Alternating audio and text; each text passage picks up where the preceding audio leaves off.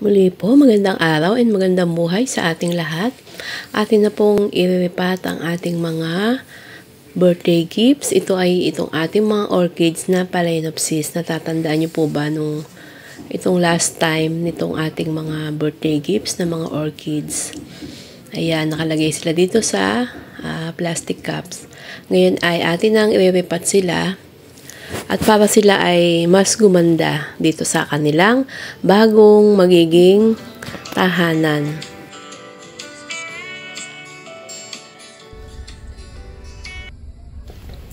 Ito po yung kung ating natatandaan o inyo pong natatandaan yung last video ko ito. Siya yung lupaypay na mga dahon. Ngayon ayan na sila. Ayan, nakatayo na di ba? Nakatayo na yung mga dahon nila at ayan na. Mayabang na sila. Nung nakaraan ay mga nakayuko. Yan ay gumanda na. At ayan, mga healthy pa rin naman sila. Gusto ko po muna palang linisin o punasan yung mga dahon nila dahil nga, ayan, nagkaroon sila ng mga puti-puti, madumi. Para naman sila ay makahinga. Ayan, punasan ko po muna yung kanilang mga dahon.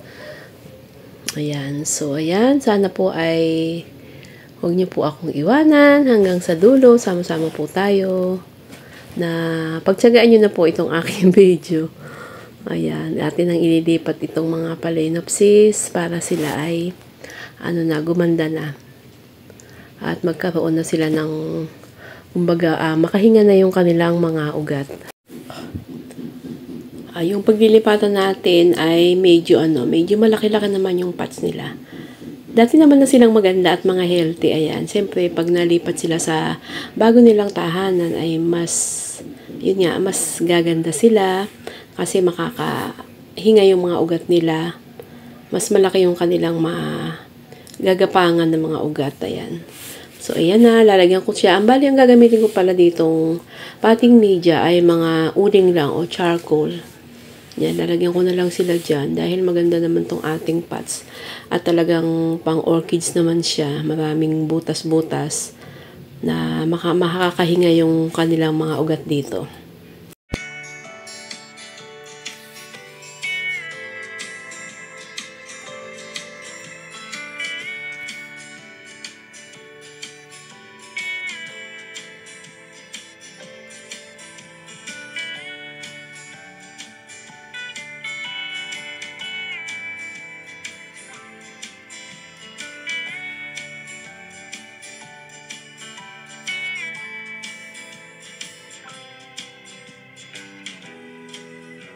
Ayan, unahin natin ay itong si Youth. Ayan, Youth ang ID niya.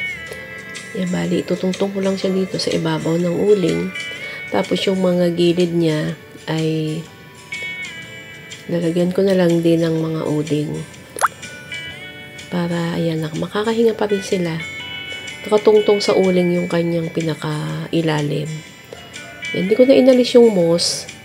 Hindi na natanggalin yung moss kasi nakakapit naman yung ugat niya doon. Kaya lalagyan ko na lang sa gilid nitong mga charcoal o uling. Ayan, para makakahinga pa rin naman sila. Yung mga ugat nila, yun yung makakahinga pa rin naman yung mga ugat nila. Kaya ayan, dahil nga charcoal yung atin na lang na ilalagay.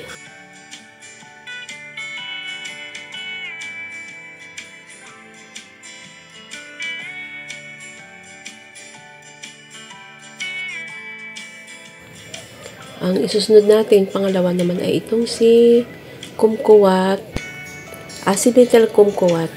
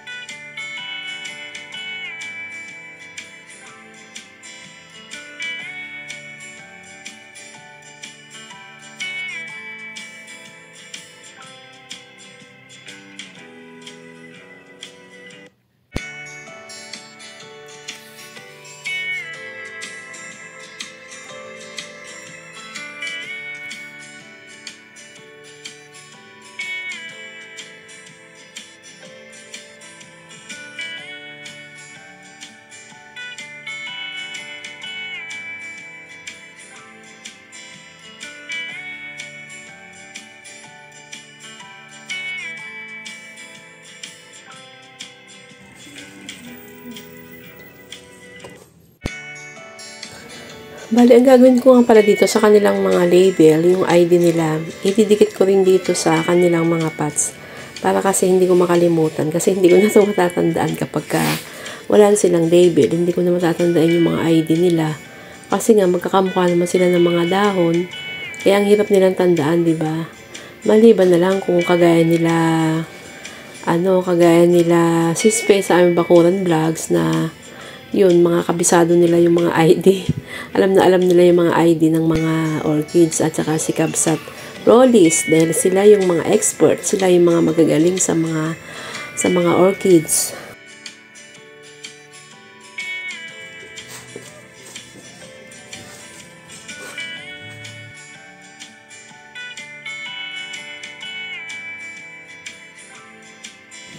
Ayan, nakikita niyo po ang kuko ng isang plantita. Ayan, nangingitim. Pinasok ng uling ng lupa, ng uling. Yung mga kuko natin.